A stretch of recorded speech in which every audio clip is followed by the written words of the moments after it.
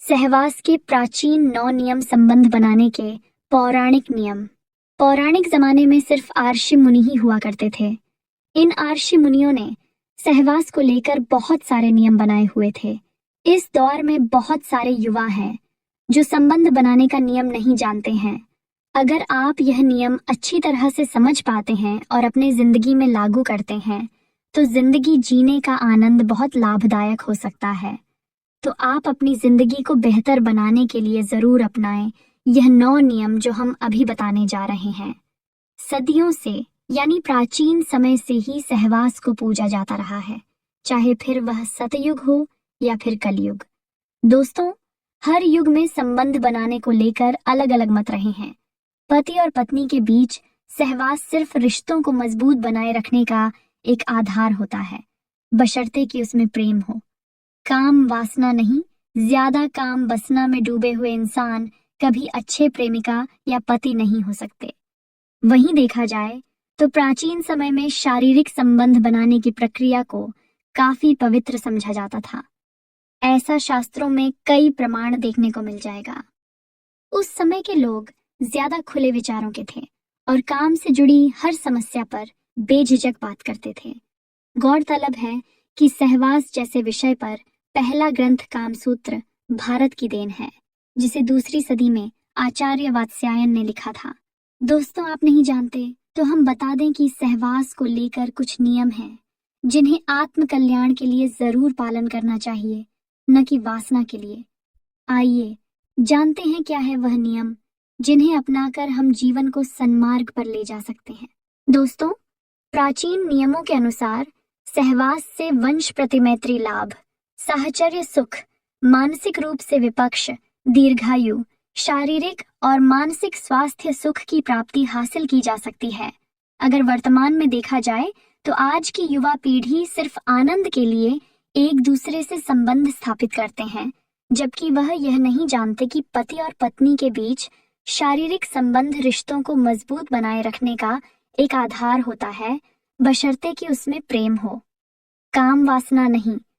अगर हमारा राय लिया जाए तो यह जरूरी हो जाता है कि आज की युवा पीढ़ी को सहवास के प्राचीन नियमों के बारे में जानना चाहिए, ताकि उनके रिश्ते आपस में अधिक मजबूत हो सकें और उन्हें एक संस्कारवान संतान की प्राप्ति हो। धर्म पर शोध कर रहे और करने वाली जानी मानी इतिहासकार मधु खन्ना ने बीबीसी को बताया, भारत के बनने से संबंधित दर्शन के अनुसार ब्रह्मांड लौकिक इच्छा से बनाया गया था और कामुकता को पवित्र माना गया था।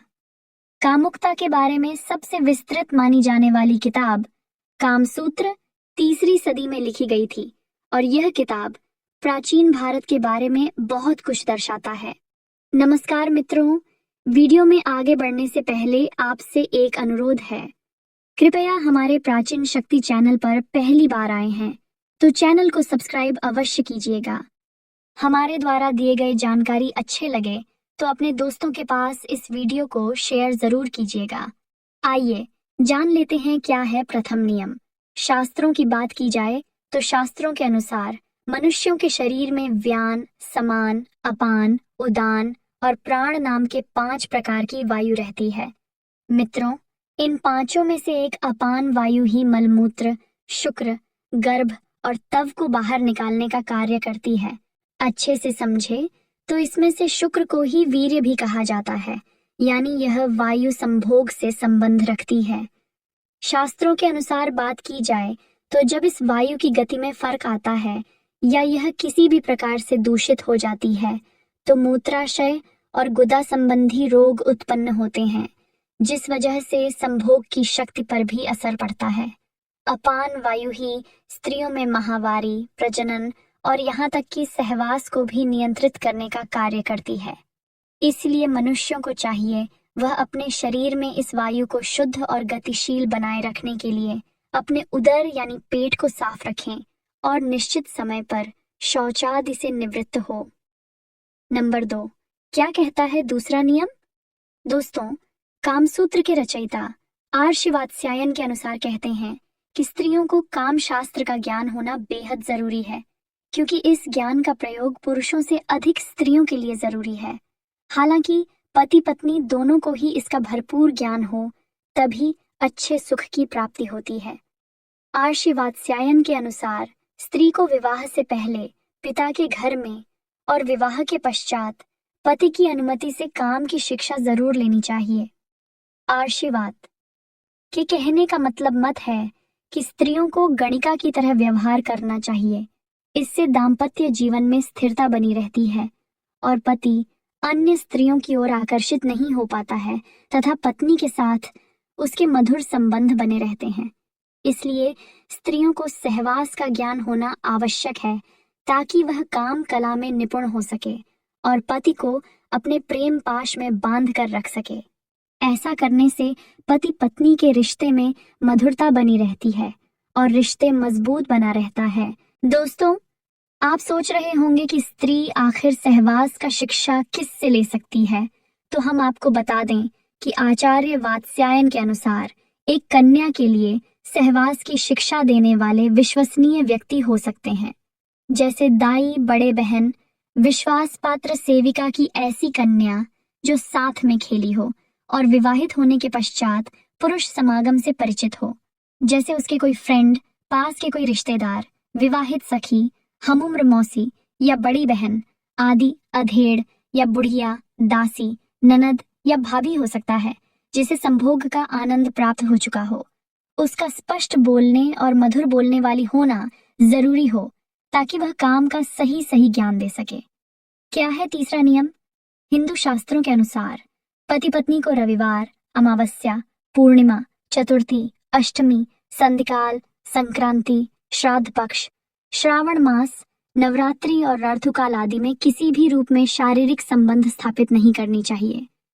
जो स्त्री पुरुष इस नियम का पालन करते हैं उनके घर में सुख, शांति, समृद्धि और आपसी प्रेम सहयोग बना रहता है, और जो ऐसा नहीं करते वह अपने घर में गृह कलह और धन की हानि और आकस्मिक घटनाओं को आमंत्रित करने का काम करता है।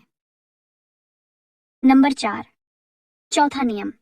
दोस्तों, रात्रि का पहला प्रहर रतिक्रिया के लिए उचित समय है। अगर इस प्रहर में की गई रतिक्रिया के फलस्वरूप ऐसी संतान प्राप्त होती है जो अपनी प्रवृत्ति एवं संभावनाओं में धार्मिक, सात्विक, अनुशासित, संस्कारवान, माता पिता से प्रेम रखने वाले, लोगों का मदद करने वाले, धर्म का कार्य करने वाले, यशस्वी एवं आज्ञाकारी होती हैं, शिव का आशीर्वाद प्राप्त होता है, ऐसी संतान की लंबी आयु एवं भाग्य प्रबल होता है। प्रथम प्रहर के बाद ऐसा माना जाता है कि राक्षस गण पृथ्वी लोक के भ्रमण पर निकलते हैं। उसी दौरान जो संबंध स्थापित की गई हो उससे उत्पन्न होने वाली संतान में राक्षसों के ही समान गुण आने की प्रबल आशंका होती है। पहले प्रहर के बाद रतिक्रिया इसलिए भी शुभकारी है क्योंकि ऐसा करने से शरीर को कई रोग घेर लेते हैं। व्यक्ति अनिद्रा, मानसिक क्लेश, थकान का शिकार हो सकता है एवं माना जाता है कि भाग्य भी उससे रूठ जाता है, तो काफी सोच समझकर आपको गर्भधारण करना है। पंचम नियम हिंदू प्राचीन ग्रंथ आयुर्वेद के अनुसार बताया गया है। किसी भी पुरुष को स्त्री के मासिक धर्म के दौरान या किसी रोग संक्रमण होने पर उसके साथ संबंध नहीं बनाना चाहिए। शास्त्रों में यह भी बताया गया है कि यदि वह खुद को संक्रमण या जीवाणुओं से बचाना चाहता है तो सहवास के पहले और बाद में कुछ स्वच्छता नियमों का पालन करना चाहिए। नंबर 6, इन सब के अलावा हिंदू धर्म शास्त्रों में ये भी बताया गया है कि पवित्र स्थान माने जाने वाले वृक्षों के नीचे, सार्वजनिक स्थानों, चौराहों, उद्यान, श्मशान घाट, वध स्थल, औषधालय, मंदिर, गुरु और अध्यापक के निवास स्थान में सहवास नहीं करना चाहिए। यदि कोई व्यक्ति ऐसा करता है तो शास्त्रानुसार उसको इसका बुरा परिणाम भुगतना पड़ता है। कहते हैं इन सभी जगह पर ईश्वर का वास होता है। 7वें नियम हिंदू धर्म शास्त्रों में यह भी बताया गया है कि किसी भी पुरुष को अपनी पत्नी के साथ गर्भकाल के दौरान सहवास नहीं करना चाहिए। दोस्तों, गर्भकाल में संभोग रत होते हैं तो भावी संतान के अपंग और रोगी पैदा होने का खतरा बना रहता है। इसीलिए गर्भकाल में सहवास करना वर्जित किया गया है।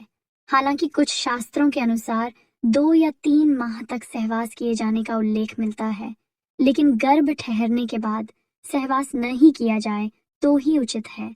अगर शास्त्रों के बात न भी माने तो आप खुद सोच सकते हैं कि क्या गर्भकाल में सहवास करना उचित है या अनुचित। 8वें नियम, महिलाओं को मासिक धर्म शुरू होने के प्रथम 4 दिवसों में संभोग से पुरुष रुग्णता को प्राप्त होता है। जैसे 5वीं रात्रि में संभोग से कन्या, 6ठी रात्रि में पुत्र, 7वीं रात्रि में बंध्या पुत्री, 8वीं रात्रि के समागम से ऐश्वर्यशाली पुत्र, 9वीं रात्रि में ऐश्वर्यशाली लेनी पुत्री, 10वीं रात्रि के संभोग से अतिश्रेष्ठ पुत्र और 11वें रात्रि के संभोग से सुंदर पर संदिग्ध आचरण वाली कन्या, 12वीं रात्रि से श्रेष्ठ और गुणवान पुत्र, 13वीं रात्रि में चिंतावर्धक कन्या और 14वीं रात्रि के संभोग से सद्गुणी तथा बलवान पुत्र की प्राप्ति होती है। वैसे ही 15वीं रात्रि के संभोग से लक्ष्मी स्वरूपा पुत्री और 16वीं रात्रि के संभोग से गर्भाधान होने पर सर्वज्ञ पुत्र संतान की प्राप्ति होती है। दोस्तों, इसके बाद की अक्सर गर्भ नहीं ठहरता। नंबर 9, नियम शास्त्र सम्मत है कि सुंदर दीर्घायु और अच्छे स्वस्थ संतान के लिए गड्ढा ग्रहण, सूर्योदय एवं सूर्यास्त काल, निधन नक्षत्र, रिक्ता तिथि, विवाह काल, भद्रा पर्व काल, अमावस्या, श्राद्ध के दिन, गंड तिथि, गंड नक्षत्र तथा 8वें चंद्रमा का त्याग करके शुभ मुहूर्त में संबंध स्थापित करना चाहिए। ये गर्भाधान के समय गोचर में पति पत्नी के केंद्र एवं त्रिकोण में शुभ ग्रह हों। तीसरे, छठे, 11वें घरों में पाप ग्रह हों, लग्न पर मंगल, गुरु इत्यादि शुभकारक ग्रहों की दृष्टि हो और मासिक धर्म से समरात्रि हो। उस समय सात्विक विचार पूर्वक योग्य पुत्र की कामना से यदि रतिक्रिया की जाए तो निश्चित ही योग्य पुत्र की प्राप्ति होती है। शास्त्रों के अनुसार इस समय में पुरुष का दायां एवं स्त्री का बायां स्वर ही चलना चाहिए। यह अत्यंत अचूक उपाय है।